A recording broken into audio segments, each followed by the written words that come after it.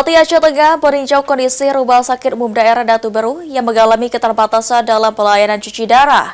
Pemerintah daerah berencana menggandeng pihak ketiga untuk menambah peralatan dan ruang layanan.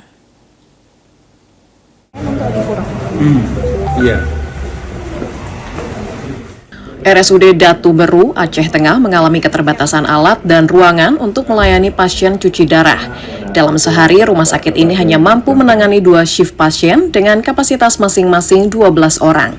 Tak hanya melayani warga Aceh Tengah, RSUD Datu Beru juga menjadi rujukan bagi pasien dari Gayo Lues, Bener Meriah, hingga Kota Cane.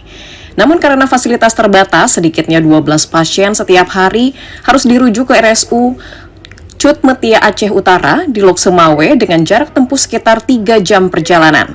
Bupati Aceh Tengah, Haili Yoga, menyatakan pemerintah daerah berupaya mencari solusi melalui kerjasama dengan pihak ketiga agar seluruh pelayanan cuci darah dapat dilaksanakan di RSUD Datu Beru. Pemerintah juga merencanakan penggunaan ruang Pinere setelah bantuan mesin tambahan diterima.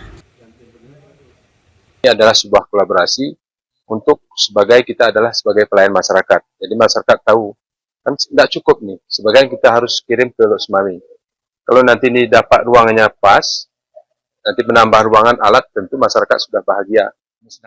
Senada dengan pernyataan tersebut, Direktur RSUD Datu Beru, Gus Narwin, menjelaskan pemerintah daerah sedang mengkaji skema kerjasama operasional dengan pihak ketiga. Melalui skema ini, pihak ketiga akan menyiapkan alat sementara rumah sakit menyediakan infrastruktur.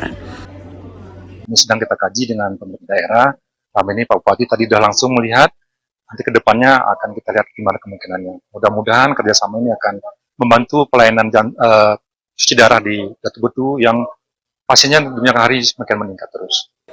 Pemerintah Aceh Tengah menegaskan berbagai upaya akan terus dilakukan untuk meningkatkan layanan kesehatan sehingga pasien bisa tertangani maksimal dalam pengobatan.